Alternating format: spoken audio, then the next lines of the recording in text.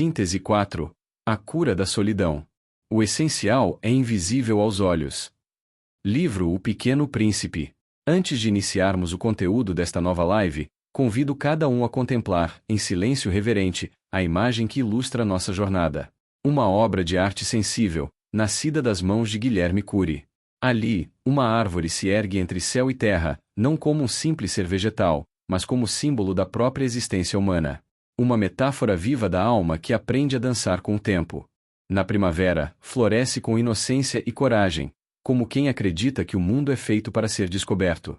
No verão, amadurece, oferecendo frutos doces e sombras generosas, como quem aprendeu que servir é também amar. No outono, vê suas folhas caírem sem lamento, como quem compreendeu o valor do desapego e da entrega.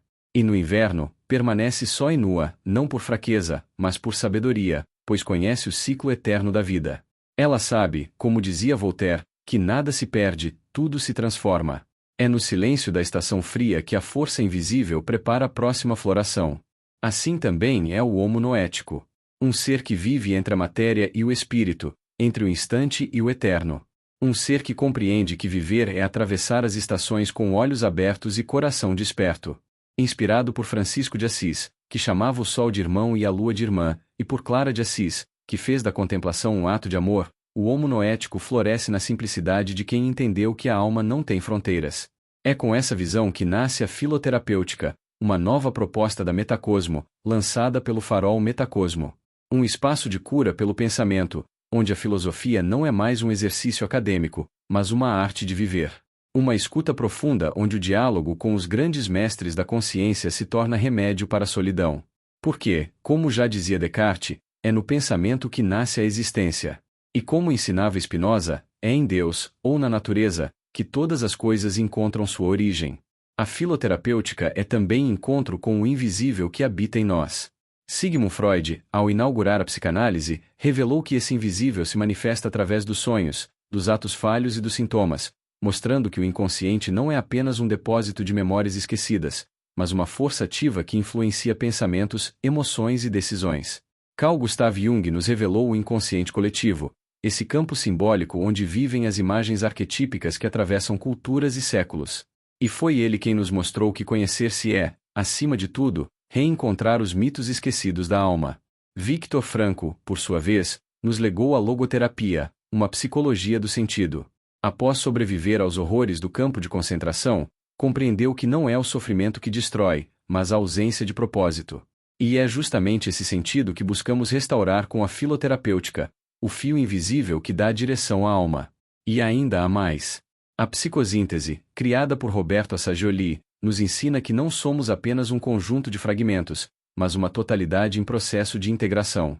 Somos corpo, emoção, pensamento, intuição, vontade e alma. Tudo unido por uma centelha que nos empurra para a plenitude.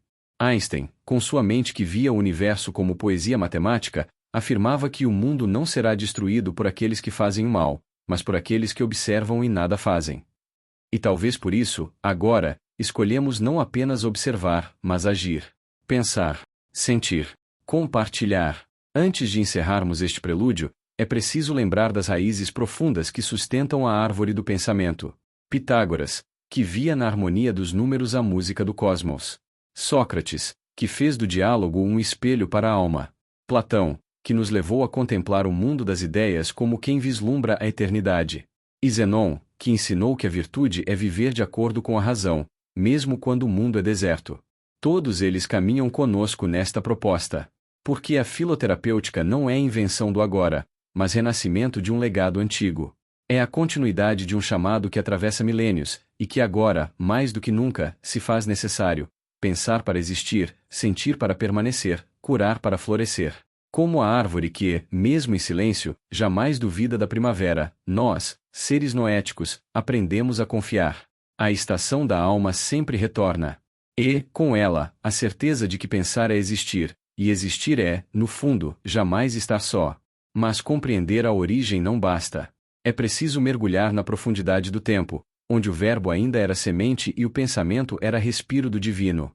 É ali, cerca de 300 anos antes da Era Comum, que os sábios de Alexandria reuniram-se para traduzir ao grego o espírito do hebraico. Assim nasceu a Septuaginta, o mais antigo texto bíblico completo, elaborado na grande biblioteca de Alexandria, o centro da cultura mediterrânea, onde o Egito se tornava ponte entre Oriente e Ocidente, entre mistério e razão. Ali, na penumbra perfumada do papiro e do incenso, a palavra encontrou o Logos. A árvore da vida se uniu à árvore do conhecimento. A revelação deixou de ser apenas temor e se fez caminho filosófico. Foi essa síntese que os impérios temeram. E talvez por isso destruíram Alexandria, não por ignorância, mas por estratégia. Sabiam que queimar livros era queimar mundos. E os mundos ali contidos poderiam libertar consciências. Mas nada que é verdadeiro se apaga. As chamas consumiram pergaminhos, mas não puderam calar as cavernas. No deserto do Egito, os apócrifos dormiram por milênios, guardados como sementes esperando o tempo do despertar. E nos rochedos de Cura, na região do atual território da Cisjordânia, onde existia uma comunidade dos essênios, os manuscritos do Mar Morto preservaram o eco dos essênios, dos profetas esquecidos, dos iniciados em silêncio. Conhecimentos ocultos nos porões da terra e nos subterrâneos da história, e talvez, ainda hoje, trancados a 7 chaves nas bibliotecas secretas do Vaticano. Essas cavernas que guardaram segredos, e começaram a ser descobertas logo após a Segunda Guerra Mundial entre 1945 e 1947 no deserto do Egito com os textos de Nag Hammadi, e entre 1946 e 1950 com os manuscritos do Mar Morto, são também símbolo de outra caverna, aquela descrita por Platão no livro República, onde a humanidade esteve acorrentada por séculos, vendo apenas sombras e crendo serem realidade. Assim como os manuscritos foram escondidos por impérios, o ser humano foi mantido no escuro por sistemas que cultivaram a ignorância para dominar. Mas agora, como no mito platônico, rompemos as correntes. Saímos da caverna. E o que encontramos não é apenas luz, mas verdade. Não é apenas conhecimento, é consciência. Do mundo das ideias de Platão, onde habita a essência de tudo, começamos a emergir como homo noético, o ser que compreende, que sente, que escolhe com liberdade. É chegada a hora. A passagem entre eras se abriu. Do Homo sapiens ao Homo noético, um novo ser começa a emergir. Um ser que não teme a solidão porque reencontrou sua conexão com o todo. O farol metacosmo nasce exatamente como esse portal, um processo filoterapêutico de integração cósmica. Não é apenas uma filosofia. É cura. É reconexão. É o fim da maior de todas as solidões, o isolamento do humano em relação ao cosmo. Quando nos separamos da fonte, adoecemos de angústia, de ausência, de exílio. Mas agora, ao retornarmos à sabedoria das cavernas e à luz dos manuscritos esquecidos, reencontramos nosso lugar na grande teia universal. O farol metacosmo acende essa luz. E a filoterapêutica se revela como um chamado à inteireza. Somos convidados a nos reconhecer como parte da fraternidade branca, aquela que, em silêncio e compaixão, há milênios acompanha nossa travessia. Não como mestres distantes, mas como irmãos cósmicos, esperando apenas que abramos os olhos para a grande realidade. Nunca estivemos sós. Pensar é curar. Sentir é integrar. Lembrar é despertar. O universo pulsa em nós, e a solidão não é ausência, é convite. É a pausa antes do reencontro. É a noite antes da primavera. E ela chegou. Mas para iluminar plenamente a dor da solidão, é preciso lançar luz sobre o esquecimento ancestral. O Antigo Testamento, cujas origens remontam a cerca de 1500 a.C., carrega em sua essência não apenas a história de um povo, mas os códigos simbólicos da alma humana. Foi, porém, no ano 300 antes da Era Comum, em Alexandria, a joia do norte da África, coração da sabedoria helênica, que essa tradição foi traduzida para o grego na chamada Septuaginta. E foi ali, no cruzamento entre o mundo semita e o mundo filosófico, que nasceu o diálogo entre o sagrado e o racional, entre Moisés e Platão, entre os profetas e os filósofos. Alexandria era mais do que uma cidade. Era um útero de sabedoria. Era o ponto onde a espiritualidade oriental e a lógica ocidental se tocavam. Onde a inteligência natural, transmitida desde os versos eternos da Bhagavad Gita, encontrava eco nas tábuas de Moisés, que já ensinava que o verdadeiro êxodo é sempre interior, é a travessia da ignorância para a luz. Mas esse centro magnífico foi destruído.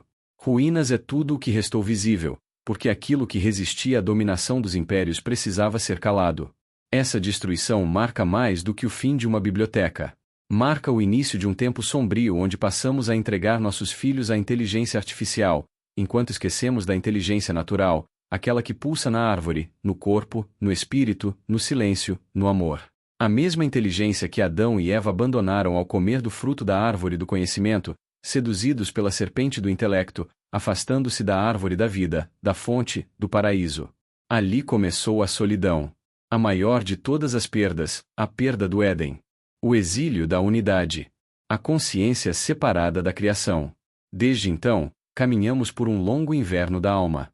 Um tempo de quedas e esquecimentos. Mas também de aprendizado.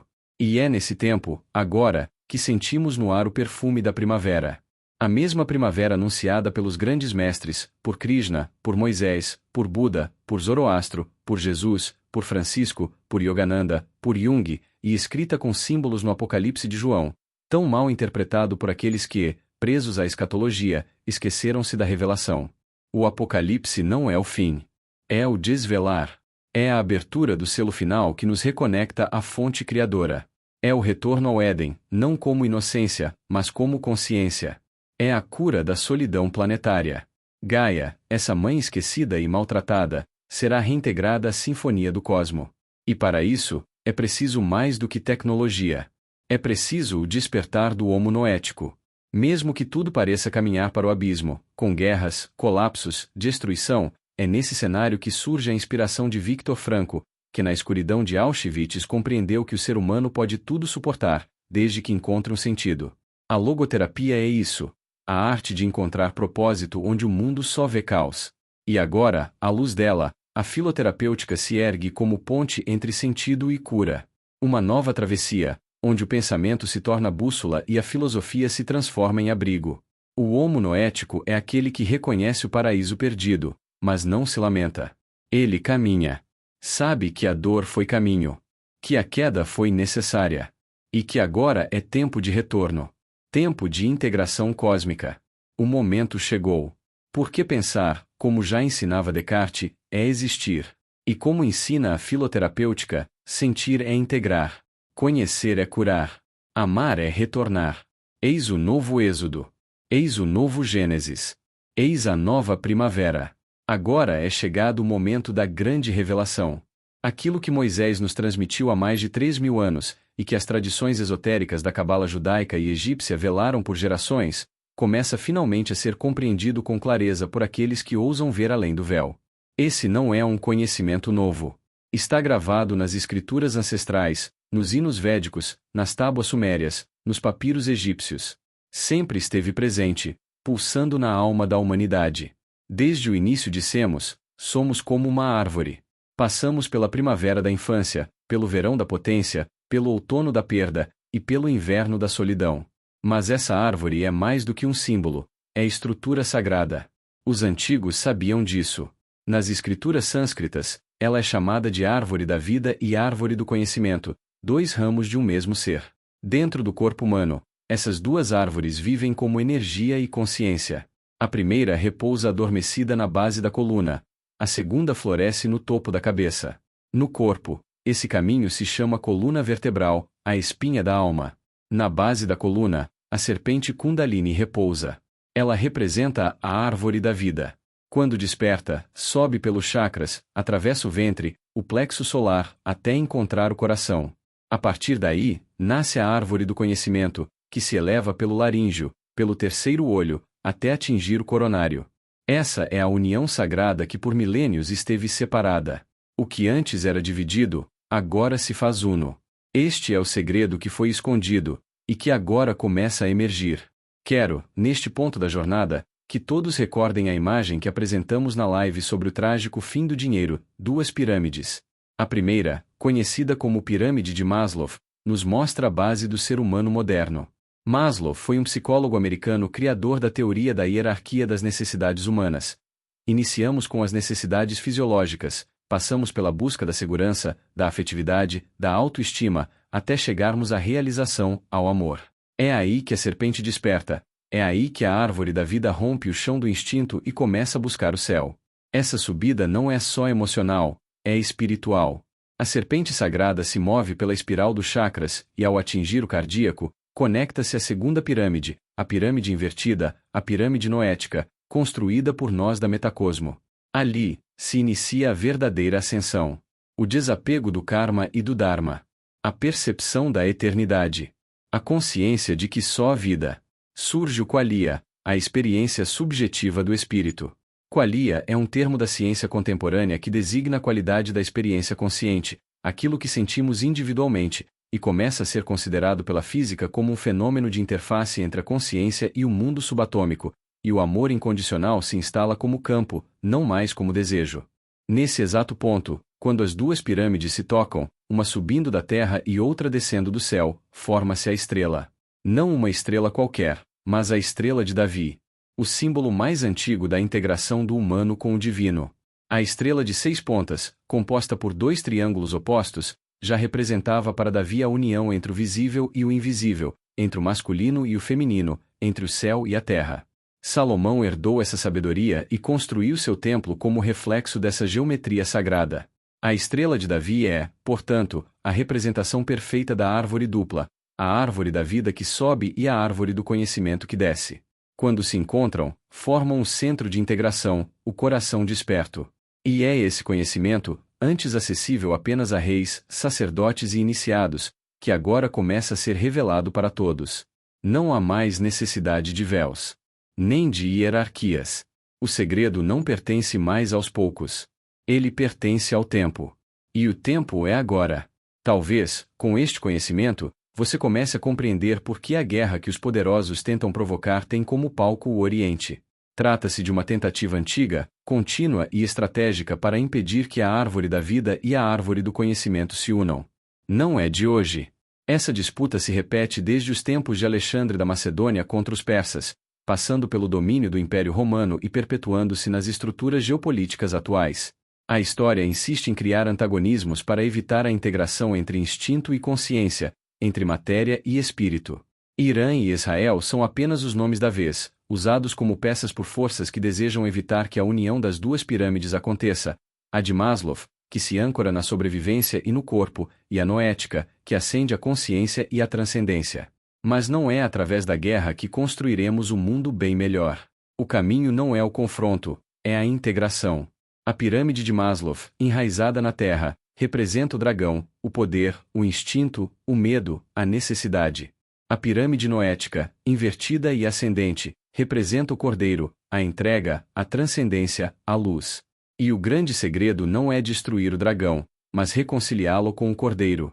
Somente quando essas forças se unirem em equilíbrio, a árvore da vida e a árvore do conhecimento se tornarão uma só. E então, sim, a solidão do planeta Gaia terminará. Vamos agora relembrar 2 imagens marcantes da live anterior, quando abordamos a geonoética.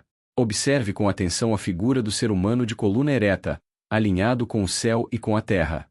No topo da cabeça, uma pirâmide invertida, o funil que desce em direção ao coração, representando o sagrado feminino, a árvore do conhecimento, receptiva, intuitiva, luminosa. Na base do corpo, no chakra raiz, a pirâmide voltada para cima, a árvore da vida, expressão do sagrado masculino, geradora, ativa, fecunda. Essas 2 pirâmides, em movimento espiralado, convergem para o centro, o coração. É ali, nesse ponto de encontro entre céu e terra, que ocorre a integração cósmica. É nesse cruzamento sagrado que a solidão se desfaz. Porque quando o sagrado masculino e o sagrado feminino se unem, nasce o todo. E onde há o todo, não há ausência. Onde há plenitude, não há dor. Percebam, então, com lucidez e coragem, o grande equívoco contemporâneo. A chamada filosofia Vogue, que nasceu com a intenção de reconhecer identidades e proteger diversidades, acabou, em muitos aspectos, por acentuar a separação entre masculino e feminino. Ao invés de integrar, fragmentou. Ao invés de curar a solidão, aprofundou o isolamento. Ao invés de promover o sagrado, politizou o corpo e dividiu o espírito. Mas a vida não se divide, ela se encontra. A árvore da vida, o sagrado masculino, é o princípio positivo. É a semente. É o espermatozoide que carrega o impulso, a direção, a energia. A árvore do conhecimento, o sagrado feminino, é o princípio receptivo. É o óvulo. É a morada do mistério, onde a criação se abriga e se transforma. Quando o masculino e o feminino se encontram com verdade, nasce o filho. E este filho não é apenas biológico, é o corpo crístico. É o ser integral. É o humano que superou a fragmentação. Talvez agora se torne mais clara a frase de Cristo: amai a Deus sobre todas as coisas e ao próximo como a ti mesmo. Essa não é uma frase religiosa, é uma chave cósmica. Amar a Deus é amar a fonte. Amar o próximo é reconhecer o outro como espelho. Amar a si mesmo é perceber que a vida é uma só. E quando esses três níveis se alinham, a solidão desaparece. Porque a separação é ilusão, e o amor é a verdade última. Compreender esse ciclo é compreender também a vida como um fluxo natural de estações. A infância é a primavera, o broto, o encantamento. A juventude é o verão, a força, o florescer. A maturidade é o outono, o desapego, a colheita. E a velhice é o inverno, o recolhimento, a passagem. Mas tudo isso é apenas o processo da união entre a árvore da vida e a árvore do conhecimento. Um ciclo eterno de integração. Este é o segredo que foi ocultado durante milênios. Quando o humano perdeu sua integração cósmica, nasceu a solidão. E com ela, a maior pandemia dos últimos 6.000 anos, o medo da perda, o vazio da separação, a ausência de sentido. Mas agora, com este reencontro simbólico e espiritual, esse ciclo começa a se encerrar. Não por imposição externa, mas por despertar interno. E talvez, ao perceber isso, você comece a lembrar que jamais esteve só. Voltemos nosso olhar para a segunda imagem da live anterior, a figura da mulher sentada em posição de yoga, com a coluna ereta, centrada entre céu e terra. No topo de sua cabeça, desabrocha o lótus de 1000 pétalas, símbolo da consciência suprema, da iluminação que irradia quando o ser humano alcança estados elevados de presença, meditação, êxtase e união com o todo. Os antigos mestres hindus, com sua cultura espiritual de mais de 7.000 anos, conheciam profundamente esse fenômeno. Sabiam que o cérebro, em estado de alta vibração, começa a emitir ondas luminosas. Não é metáfora, é ciência da alma. A energia espiritual, ao se acender, começa como uma auréola ao redor da cabeça, irradiando como uma chama suave e constante. Eis o que inspirou os halos dos santos, a auréola, diminutivo de aura, palavra que já era usada no latim para nomear a luz sutil que envolve os corpos sagrados. Essa luz não se restringe à cabeça. Ela desce. Move-se pela coluna vertebral como rio de fogo. Toca cada um dos 6 centros energéticos, os chakras. Vibra no corpo como música invisível. A serpente que dormia na base, símbolo da energia vital, desperta. E em sua subida espiralada, acende o templo interior. Cada chakra se abre como uma flor.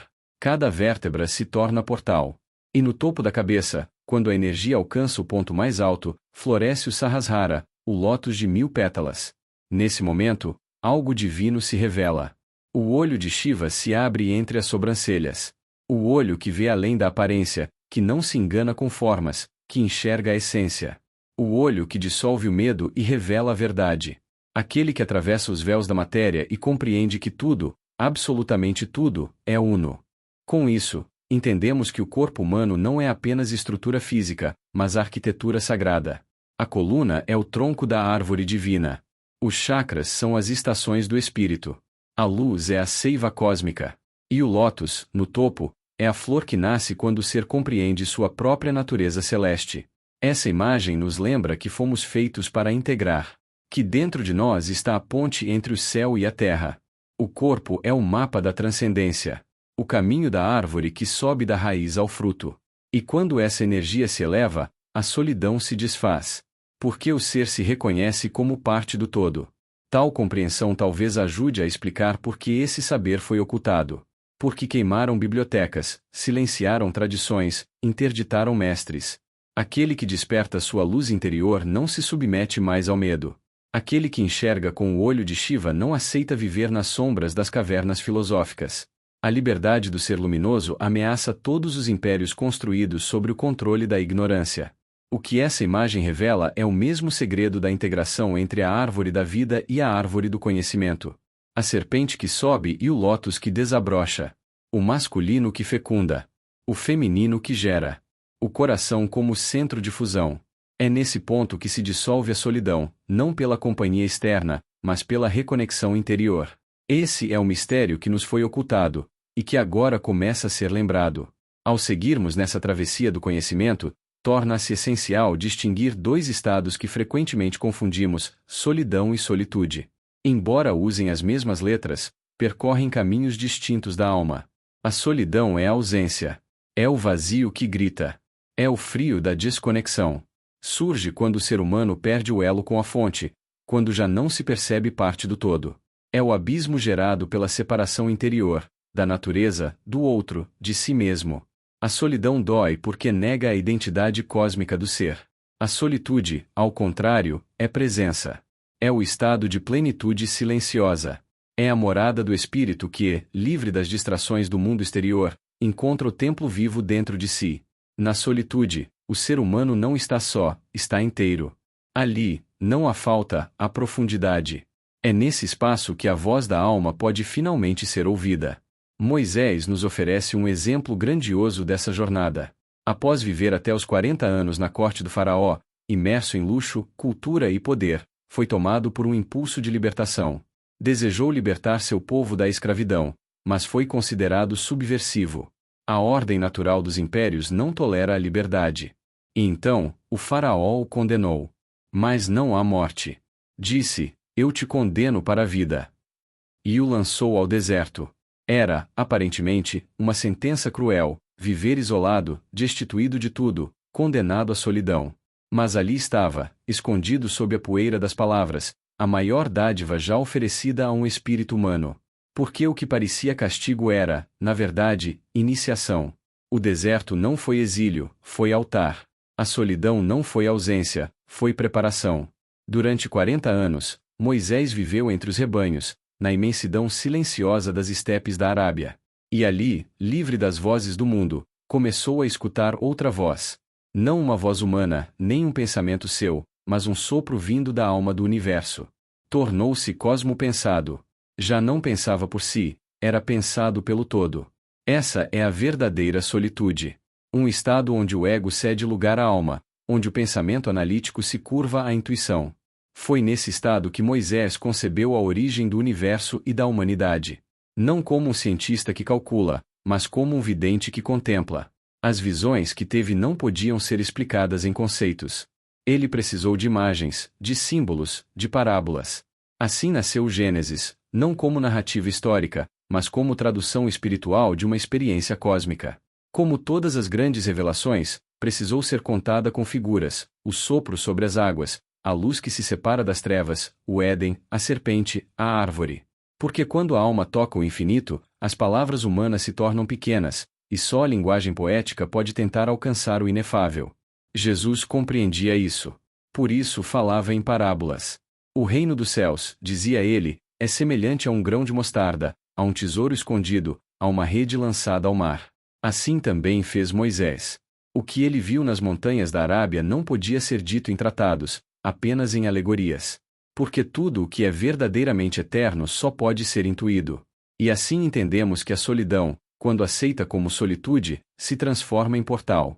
Foi na solidão que Moisés encontrou o divino. E é na solitude que cada um de nós poderá reencontrar a si mesmo, e, enfim, voltar à unidade. Moisés fez o mesmo que os grandes mestres sempre fizeram, traduziu em símbolos aquilo que viu com os olhos da alma. O Gênesis que ele nos deixou não é relato histórico, mas revelação codificada.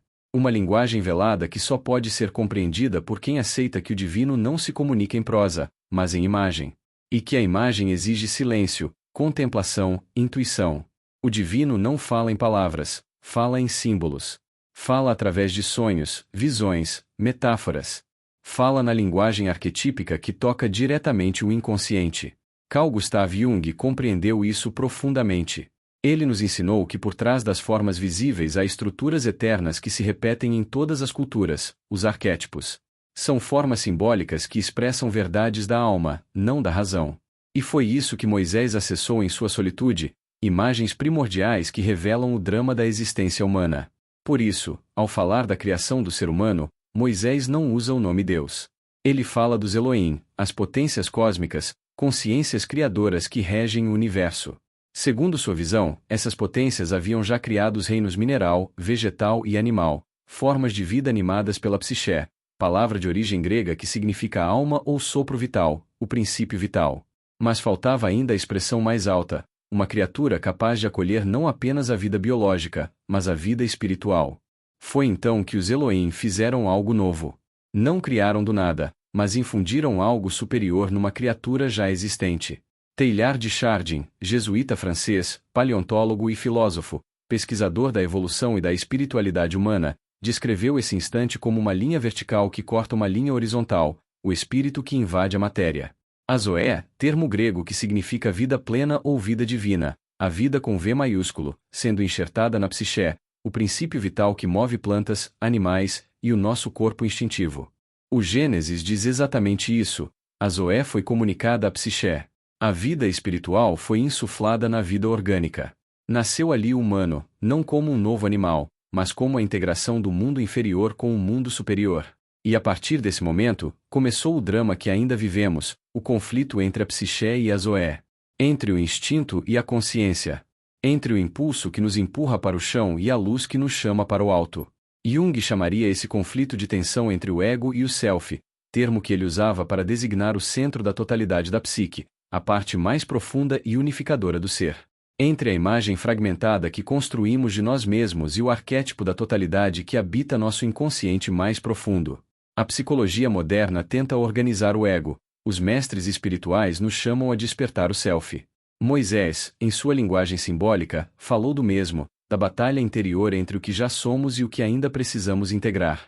É aqui que podemos reconhecer com clareza a correspondência com o que ensinamos nos estudos da metacosmo e do movimento spin. O corpo físico, movido pelas leis da matéria, é regido pela psiché. O corpo psíquico, onde habitam emoções, imagens e desejos, também é expressão da psiché. Mas o corpo noético, este sim, é a manifestação da Zoé, a centelha espiritual, a inteligência superior, a presença do eterno no transitório. Esses três corpos vivem em nós, mas raramente em harmonia. O corpo físico busca sobrevivência. O corpo psíquico busca prazer, poder, reconhecimento. O corpo noético busca sentido, verdade, unidade. Quando esses três corpos se alinham, formam a verdadeira árvore da vida humana. Quando se separam, a alma adoece. E é essa cisão que nos afasta da plenitude e alimenta a grande pandemia da humanidade, a solidão. Estamos, até hoje, na travessia entre a psiché e a Zoé. Ainda sentimos o conflito entre o chamado da terra e o chamado do céu, entre os instintos herdados e a presença do Espírito que nos quer inteiros. Mas talvez, como Moisés no deserto, estejamos finalmente prontos para deixar de ser apenas psicoviventes e nos tornarmos seres noéticos. Porque o humano verdadeiro só nasce quando a psiché se curva a Zoé, quando o corpo e a emoção se tornam instrumentos do Espírito. E nesse ponto, percebemos, a solidão é apenas a ausência dessa integração. E a cura é reencontrar o fio perdido entre o corpo físico, o corpo psíquico e o corpo noético. É permitir que o sopro dos Elohim volte a circular em nós. E assim, o Gênesis deixa de ser passado e se torna presente. O paraíso não está perdido, está adormecido. E é dentro de nós. Para compreendermos verdadeiramente onde nasce a solidão do ser humano, é preciso mergulhar na origem do Éden e do paraíso, não como lugares geográficos, mas como estados de consciência e símbolos arquetípicos. E a chave para essa compreensão está na linguagem original do Gênesis, tal como foi registrada na Septuaginta grega, o mais antigo texto completo do Antigo Testamento, anterior às traduções que o tempo e os impérios deformaram. O Gênesis apresenta dois termos fundamentais, paradeisos e Éden. Traduzimos paradeisos como paraíso, mas a palavra grega original não significa céu, nem morada dos bem-aventurados. Paradeisos quer dizer viveiro, um lugar de cultivo, um espaço fértil, onde a vida é protegida, nutrida e preparada para florescer. Já Éden, frequentemente confundido com o jardim físico, não é um lugar externo, mas um estado interior. A palavra deriva do grego edoné, que significa gozo, prazer, deleite. Portanto, o paraíso do Éden não é um território mítico, mas uma realidade sensorial e espiritual ao mesmo tempo, o viveiro do gozo. Assim, quando os Elohim criaram o ser humano, essa nova criatura dotada da Zoé, a vida espiritual, eles o colocaram no paraíso ou Éden. Em termos simbólicos, isso quer dizer, colocaram o espírito dentro do corpo humano, e este corpo foi chamado por Moisés de viveiro do gozo. O corpo humano é, portanto, o espaço sagrado onde o espírito pode experimentar o mundo sensível. É o campo da vida física, onde os 5 sentidos se manifestam em plenitude: a audição, que nos permite escutar a música da criação; a visão, que nos faz contemplar a beleza da forma; o olfato, que nos conecta ao invisível através dos aromas; o paladar, que transforma o alimento em prazer; e o tato, que nos une ao outro, ao calor, à presença. Cada um desses sentidos é uma porta para o prazer consciente, para o deleite que não é vulgar, mas sagrado. É por meio desses sentidos que a psiché encontra a terra, e por meio deles que a zoé pode florescer no corpo. Essa visão profunda foi, ao longo dos séculos, esquecida. Quando a Vulgata Latina traduziu o texto grego 2 séculos depois de Cristo, preservou de modo sutil esse entendimento ao traduzir Éden como voluptatis, o viveiro das delícias. Mas, com o tempo, esse saber foi reprimido. O corpo passou a ser visto como obstáculo. O prazer, como o pecado. A matéria, como prisão. E assim, aos poucos, nasceu a solidão. Quando o ser humano deixou de perceber o corpo como paradeisos, como templo sensível da zoé, passou a se sentir exilado dentro de si. Quando o gozo dos sentidos foi banido da espiritualidade, e o prazer foi associado à culpa, a alma se fragmentou. E a separação entre espírito e corpo se intensificou. É essa cisão que ainda alimenta a maior pandemia da história humana, a solidão, a separação da nossa natureza geonoética. Porque somos, essencialmente, expressão da Geá e do Nus, da terra e do espírito. Geonoética é a sabedoria que integra o corpo físico ao campo espiritual.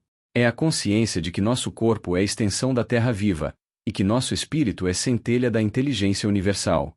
Quando esses 2 polos se alinham, o sensível e o eterno, o humano se torna inteiro. A geonoética nos convida a resgatar o Éden dentro de nós.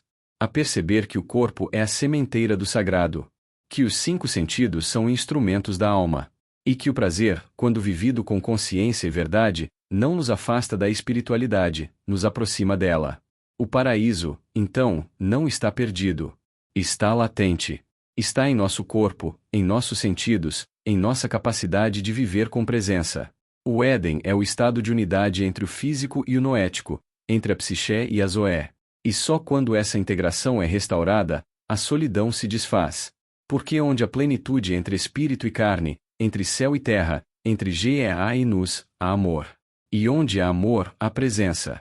E onde há presença, não há ausência. Dando continuidade a esse desvelar simbólico do Gênesis, vemos que Moisés, com sabedoria arquetípica e linguagem poética, nos apresenta as 2 grandes forças que coexistem dentro do corpo humano, o verdadeiro viveiro do gozo, o espaço sagrado onde a alma foi plantada. Ele nos diz que, no centro desse viveiro, ou seja, no próprio corpo, havia 2 árvores. Não árvores botânicas, mas árvores simbólicas, 2 faculdades profundas do ser humano. A primeira é chamada de árvore da vida, e a segunda, árvore do conhecimento do bem e do mal. Ambas estão plantadas no meio do corpo, na linha vertical que vai da base ao topo da coluna vertebral, como já compreendemos nas imagens anteriores, a árvore da vida ancorada na base, a árvore do conhecimento irradiando do alto da cabeça. Essas 2 árvores representam, na leitura simbólica que fazemos hoje, 2 dimensões distintas da experiência humana, a dimensão espiritual e a dimensão analítica. A árvore da vida é a via do sentir, da integração, do fluxo natural entre corpo e espírito. A árvore do conhecimento, ao contrário, é a via da separação, da análise, da dualidade, bem e mal, certo e errado, luz e sombra. E aqui é onde entra, com grande relevância, a contribuição de Sigmund Freud, que nos ajuda a compreender o drama dessa dualidade. Freud identificou, em sua análise psicanalítica, a luta entre os impulsos inconscientes e as estruturas morais internalizadas, o conflito entre o princípio do prazer, id, e o princípio da realidade, superego. O humano, segundo Freud, vive num estado de tensão constante, dividido entre seus desejos instintivos e as normas sociais e morais que o reprimem. Ele não fala de árvores, mas descreve, com outra linguagem, o mesmo drama, a cisão interna que nasce quando o gozo é reprimido pelo julgamento, quando a espontaneidade da vida é contida pelo saber racional. A árvore do conhecimento do bem e do mal representa, portanto, a entrada do julgamento moral sobre a experiência sensorial. Ela marca o momento em que o humano deixa de viver no fluxo puro da vida e passa a viver sob o peso da análise, da divisão, da culpa. Moisés diz que os Elohim proibiram comer desse fruto, não por tirania, mas por proteção. Comer do fruto do julgamento antes da integração da árvore da vida leva à morte simbólica, à queda da unidade interior, à separação da zoé e da psiché, à cisão entre espírito e matéria. É o nascimento da solidão. Porque as duas árvores dão prazer. Ambas estão no corpo. Ambas vibram no centro do ser. Mas uma oferece o prazer da fusão com o todo, e a outra, o prazer da análise do fragmento. A primeira nos conduz ao êxtase, à presença, à eternidade. A segunda nos lança na temporalidade, na crítica, na perda do sagrado. E como Freud também reconheceu, mesmo com sua linguagem secular, o humano sofre exatamente por não saber lidar com essa duplicidade interior. O sofrimento nasce da repressão do desejo, mas também da culpa que o desejo evoca quando não está integrado ao espírito. É por isso que Moisés não podia dizer isso claramente. Como todo místico, como Paulo, como Jesus, ele falava em parábolas. Porque a verdade não se transmite como informação, mas como visão. Só quem desperta a árvore da vida é capaz de compreender o risco de se alimentar precocemente da árvore do conhecimento. A geonoética nos ajuda a traduzir isso com precisão para nosso tempo. Se o corpo é o viveiro do gozo, então a árvore da vida é um enraizamento com a terra e com a consciência cósmica, é a pulsação da vida integrada, fluindo pelos chakras como seiva espiritual. Já a árvore do conhecimento é o acesso ao julgamento, à separação, ao domínio da mente sobre o corpo. Ambas são necessárias, mas devem estar em harmonia. A queda, portanto, não é o pecado. A queda é o desequilíbrio entre as duas árvores. Quando a mente se ergue contra o corpo, quando o julgamento moral sufoca o prazer sagrado, quando a razão se sobrepõe à intuição, nasce o exílio. O humano sai do Éden, sai de si. E o que Moisés descreveu com imagens, o que Freud analisou em linguagem terapêutica, e o que Jung compreendeu com os arquétipos, tudo aponta para a mesma verdade: a cura da solidão está na reconciliação dessas duas árvores dentro de nós. A árvore do conhecimento não precisa ser negada, precisa ser integrada à árvore da vida. O saber não precisa matar o prazer, precisa nascer dele. E quando isso acontece, quando o gozo e a consciência se abraçam, o corpo volta a ser paraíso. E o humano volta a ser inteiro. Dando continuidade à revelação que estamos tecendo, chegamos a um ponto onde todas as linhas simbólicas convergem para uma só direção, a reconciliação. E talvez este texto que hoje construímos, entre mitos antigos, linguagem espiritual e sabedoria psicanalítica, possa lançar luz sobre o que Gioachino de Fiore, monge italiano do século XII, cujas ideias proféticas foram acolhidas pelos portugueses dando origem ao joaquinismo e influenciando a criação da escola de Sagres que impulsionou os descobrimentos e a vinda ao Brasil, já anunciava como o início de uma nova era, a Era do Espírito Santo. Segundo Gioachino, a história da humanidade se divide em 3 grandes períodos: a Era do Pai, marcada pela lei e pelo poder; a Era do Filho, marcada pela redenção e pela palavra; e, por fim, a Era do Espírito Santo, a Era da intuição, da unidade, da liberdade interior, do retorno do sagrado feminino. Esta última era, dizia ele, seria aquela em que o humano não precisaria mais de templos exteriores, porque se tornaria templo vivo. E onde o amor não viria de mandamentos, mas da consciência desperta. Essa era começa a se delinear diante de nós. As contínuas aparições de Maria em Lourdes, Fátima, Medjugorje e em tantas outras geografias sagradas não são apenas fenômenos místicos isolados. São sinais arquetípicos, mensagens veladas da alma coletiva. São manifestações do sagrado feminino emergente, da grande mãe que retorna, não mais como símbolo de submissão, mas como força curadora do espírito e do corpo. O capítulo 12 do Apocalipse ecoa essa visão. Apareceu no céu um grande sinal, uma mulher vestida de sol, com a lua sob os pés, e na cabeça uma coroa de 12 estrelas. Ela estava grávida e gritava com dores de parto. E mais adiante, a mulher fugiu para o deserto, onde Deus lhe tinha preparado um lugar. Este é, talvez, o mais poderoso símbolo da era que se inicia. Essa mulher não é uma só. Ela é o arquétipo da alma humana fecundada pela luz. É Maria, mas também é Sofia, Ísis, Shakti, Gaia. É a própria Zoé, a vida espiritual escondida na psiché. É o feminino cósmico que por séculos foi silenciado, mas agora retorna. E seu parto é o nascimento do Cristo interior, o novo humano que integra dentro de si as duas árvores, as duas forças, os dois mundos. A árvore do conhecimento, entendida na linguagem bíblica como sexualidade, como desejo, como pulsão de vida e de morte. quando isolada da árvore da vida, nos lança na mortalidade, no julgamento, na culpa. Freud soube perceber que o humano sofre porque está dividido, deseja, mas reprime, sonha, mas teme, sente, mas nega. Ele nos revelou que o inconsciente é o lugar onde a verdade foi escondida, mas que pode ser redescoberta. A árvore da vida, a fecundação espiritual, a luz que desce como em Maria pela vibração do varão divino, o arcanjo Gabriel, representa a dimensão que dá sentido ao desejo. Quando essas duas árvores se unem, a sexualidade se torna sagrada. O prazer se torna revelação. O corpo volta a ser viveiro do gozo, não o gozo egoísta, mas o gozo da presença, o prazer da unidade.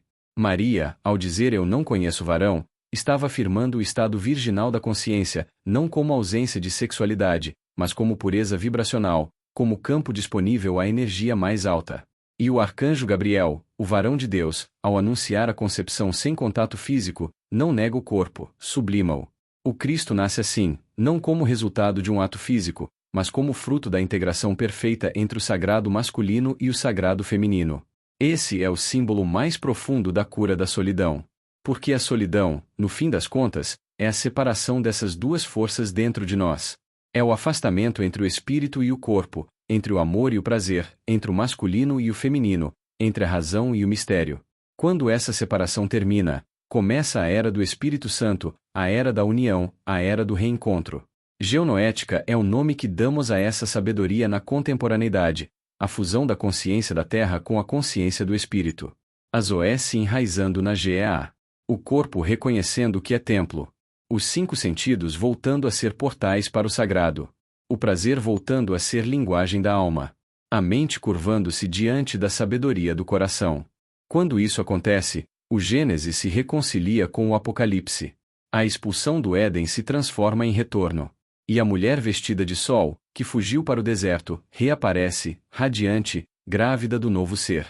Não do velho Adão, mas do Cristo interior. Não da solidão, mas da integração. E assim se cumpre o que os místicos sempre anunciaram: o paraíso não é futuro, é estado. O Éden não é lugar, é consciência. O corpo não é exílio, é altar. E a vida, quando unificada, é eterna. Ao avançarmos na construção desse texto sagrado que resgata o elo perdido entre corpo, alma e espírito, entramos agora no ponto mais elevado da revelação, o mistério da imortalidade. Moisés, em sua linguagem simbólica e visionária, deixou claro: as relações sexuais geram apenas vida temporária. O fruto da união entre homem e mulher é um corpo sujeito à morte. Nascimento e morte são os limites impostos à vida gerada exclusivamente pela carne. Os filhos nascidos da árvore do conhecimento, isto é, da sexualidade dissociada do espírito, estão presos ao ciclo da matéria. Nenhuma relação sexual, por si só, pode gerar um corpo imortal. E ainda assim, os Elohim desejaram que o ser humano fosse imortal, não apenas no espírito, mas também no corpo. Essa é a parte do Gênesis que muitos esqueceram ou não compreenderam: o corpo também estava destinado à eternidade. A carne não era para apodrecer, mas para ser templo luminoso do Espírito. Esse é o grande mistério revelado nas entrelinhas do texto sagrado. E, de tempos em tempos, alguns poucos alcançaram essa transfiguração: Enoque, Elias e Moisés. Homens que não apenas despertaram o espírito, mas que transcenderam a própria carne, transformando em corpo de luz, corpo astral, corpo vibracional, corpo energético. De Enoque está escrito: e andou com Deus e desapareceu, porque Deus o tomou. Ele não morreu, foi transformado. De Elias se diz que foi arrebatado aos céus em um carro de fogo, uma visão poética da transfiguração do corpo em pura energia. E de Moisés, afirma-se que morreu aos 120 anos sem que seus olhos escurecessem ou seus membros perdessem vigor. Subiu ao Monte Nebo e nunca mais foi visto. Nenhum corpo foi encontrado. E séculos mais tarde, ele reaparece no alto do Monte Tabor, ao lado de Elias, na transfiguração de Jesus, ambos em corpos astrais, conscientes, imortais. A ciência contemporânea começa, tardiamente, a intuir o que os mestres já sabiam. Matéria é energia condensada, como ensinou Einstein. E a ascensão do corpo é a liberação dessa energia congelada, o despertar da frequência original, a volta ao estado de pura vibração. É justamente nesse ponto que o trabalho da Farol Metacosmo se torna mais necessário do que nunca. O que Moisés intuía no deserto e expressava em parábolas, o que Jesus demonstrou com sua transfiguração, O que Jung vislumbrou nos arquétipos e o que Freud tocou com suas teorias da repressão e da libido, agora pode ser vivido conscientemente como processo de cura, reconexão e ascensão. A filoterapêutica, revelada como um dos pilares da Farol Metacosmo, nasce para isso, para curar a solidão gerada pela separação entre corpo e espírito, entre prazer e sentido, entre carne e eternidade.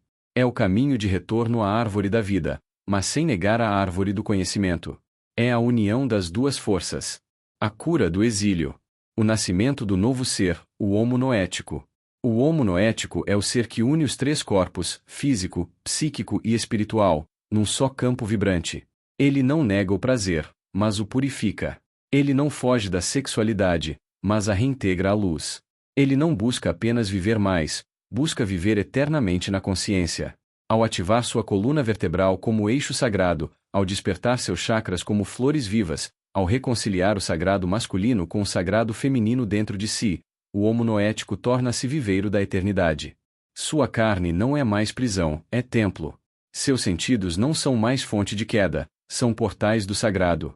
Seu corpo deixa de ser mortal, porque já vibra em outra frequência. A filoterapêutica, neste contexto, não é apenas uma prática filosófica. É um caminho iniciático. É a escada de Jacó entre o céu e a terra. É o processo consciente de descongelamento vibracional da matéria, onde o corpo, ao integrar a zoé com a psiché, se transforma em luz. E nesse estado, a solidão desaparece, porque o ser torna-se um com o todo. Assim compreendemos por que os Elohim proibiram, a princípio, o fruto da árvore do conhecimento, não por repressão, mas por sabedoria. Era necessário, primeiro, despertar a árvore da vida. Era necessário, antes de gerar filhos do tempo, aprender a gerar filhos da eternidade. Agora, este tempo chegou. A era do Espírito Santo anunciada por Gioachino de Fiore se manifesta. A mulher vestida de sol já não foge mais para o deserto, ela retorna vestida de luz. Maria, a Mãe Sagrada, símbolo do feminino universal, reaparece em Lourdes, em Fátima, em Medjugorje, não apenas para consolar, mas para preparar o nascimento de um novo ser. O Cristo, agora, não nasce apenas de um ventre. Ele nasce no coração desperto, na mente purificada, no corpo transfigurado. E a Farol Metacosmo acende essa luz para todos que desejarem recordar quem são. Porque agora sabemos, o paraíso está dentro. O corpo é o viveiro do gozo eterno. E a imortalidade não é promessa, é escolha consciente. E essa realidade da imortalidade, não como conceito abstrato, mas como experiência concreta de transfiguração, não se restringe aos relatos bíblicos. Moisés, Elias, Enoque, não estão sozinhos na linhagem dos imortais. Ao longo dos séculos, a humanidade foi agraciada com manifestações de seres que transcenderam os limites da matéria e continuam a atuar em corpo de luz, aparecendo e desaparecendo conforme a necessidade dos tempos. Na tradição oriental, um dos mais notáveis é Babaji, o mestre imortal do Himalaia, apresentado por Paramahansa Yogananda em sua autobiografia de um yogi. Babaji, segundo os relatos, desmaterializou seu corpo físico e, desde então, surge e desaparece quando quer. Reúne discípulos no alto das montanhas, transmite ensinamentos elevadíssimos, e depois se volatiliza diante dos olhos, como se fosse feito de puro sopro. Ele é, sem dúvida, um exemplo vivo de que o corpo também pode tornar-se eterno, quando elevado à frequência do espírito. Na tradição ocidental, temos a presença enigmática e fascinante do Conde de Saint-Germain, cuja atuação atravessou séculos, especialmente na Europa do século XVIII. Sempre jovem, sempre lúcido, sempre vestido com joias que ele mesmo manifestava pela alquimia mental, Saint-Germain não era figura de lenda, mas presença real em cortes, castelos e momentos decisivos da história. Falava 12 línguas com perfeição. Produzia ouro a partir do nada. Advertiu reis e rainhas sobre o colapso iminente da monarquia francesa. E, como está registrado, desapareceu antes da Revolução, declarando que voltaria nos piores dias do Ocidente. E ele já voltou. Saint-Germain está entre nós novamente, atuando de forma sutil, silenciosa, mas intensa. Ele inspira, guia, coordena os passos daqueles que estão prontos para a transição. E é sob sua orientação vibracional que o farol metacosmo dá seu novo passo. Porque este é o tempo. Esta é a hora. O momento em que o espírito deve voltar a habitar o corpo. Não um corpo destinado à decadência, mas um corpo transfigurado pela consciência. A filoterapêutica, como revelação desta nova etapa, não é apenas mais uma filosofia terapêutica. Ela é o caminho vibracional para a cura da solidão, essa solidão que nasceu da separação entre o físico e o eterno, entre a carne e o espírito, entre o prazer e o sagrado. A filoterapêutica une novamente as duas árvores. E, ao fazer isso, forma o homo noético, o novo humano, o ser imortal que não se exila da matéria, mas a ilumina desde dentro. Esse novo ser não nasce pelo sexo, mas pela integração. Não é gerado por instinto, mas por consciência. Ele é fruto da união do sagrado masculino com o sagrado feminino, da serpente que sobe e da luz que desce. Ele é o corpo consciente da Zoé habitando a psiché, transfigurando-a. É a carne sendo vestida de luz. É o paraíso reencontrado no interior do próprio ser. Moisés nos mostrou isso ao desaparecer no Monte Nebo. Elias nos mostrou ao subir aos céus em carruagem de fogo. Maria nos mostrou ao conceber pelo Verbo e dar à luz o Cristo. Babaji nos mostra nos Himalaias. E Saint-Germain agora nos convida a lembrar quem somos, não fragmentos condenados à morte, mas campos vivos da eternidade em processo de despertar. É isso que o farol metacosmo acende, a memória de nossa origem, a luz de nossa imortalidade e o caminho para que o corpo se torne de novo aquilo que sempre foi, viveiro da vida eterna. Aqui reencontramos a imagem que abrimos no início da nossa jornada, as duas pirâmides, espelhos sagrados que nos ajudam a compreender a arquitetura espiritual do ser humano. A primeira, voltada para cima, é a pirâmide de Maslow, que representa o caminho ascendente das necessidades básicas à autorrealização. Na base, estão os instintos, o corpo, a sobrevivência. No topo, o amor, o pertencimento e o sentido. Ela é a árvore do conhecimento do bem e do mal, simbolizada no corpo pelos 3 primeiros centros energéticos, os chakras ligados à matéria, ao prazer, à reprodução, à individualidade. A segunda pirâmide, invertida, é a pirâmide noética, o caminho da consciência que desce dos céus para encontrar a matéria. Ela se âncora no coração, o ponto de equilíbrio entre as duas árvores. A partir daí, sobe pela garganta, comunicação, pelo olho de Shiva, visão espiritual, até o topo da cabeça, onde floresce o lótus de 1000 pétalas, a coroa da imortalidade. Essa pirâmide representa a árvore da vida, não uma vida temporal, mas uma vida eterna, vibrando no corpo e no espírito em plena lucidez. Jesus compreendia perfeitamente essa estrutura. E foi além. Quando afirmou, destruí este templo, e em 3 dias eu o reconstruirei, ele se referia ao seu próprio corpo. E cumpriu a promessa, permitiu que seu corpo fosse destruído, para provar que a consciência espiritual é capaz de reconstruí-lo com poder absoluto. Ele não apenas transfigurou seu corpo como Moisés, Elias ou Babaji, ele ressuscitou conscientemente em corpo de luz após permitir sua morte. Esse poder de reconstrução é o que está presente na árvore da vida. É o que Jesus chamou de olho simples, o centro da consciência espiritual entre as sobrancelhas, o olho de Shiva na tradição oriental. Quando ele disse, o teu olho é a luz do teu corpo, não falava dos olhos físicos.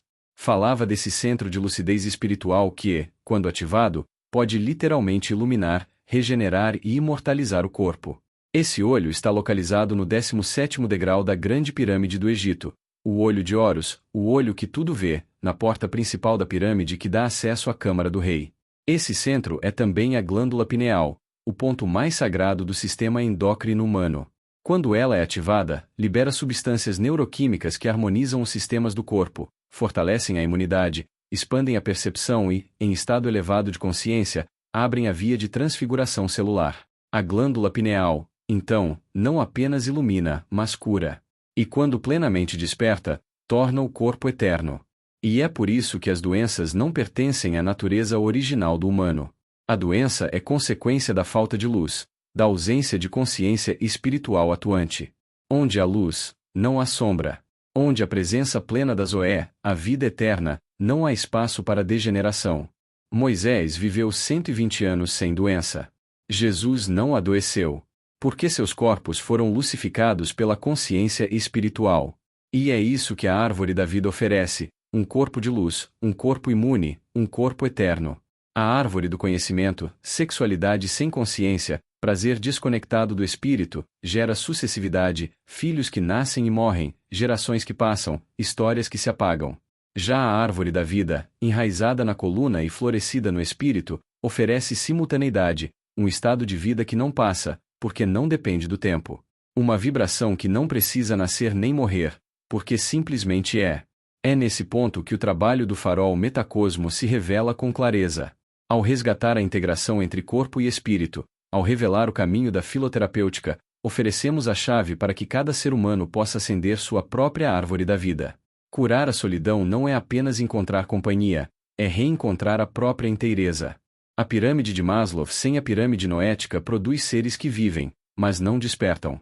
A pirâmide noética, sem enraizamento na matéria, se torna fuga, negação do corpo. Mas quando as duas pirâmides se encontram no coração, forma-se a estrela de Davi, o símbolo da união entre o céu e a terra.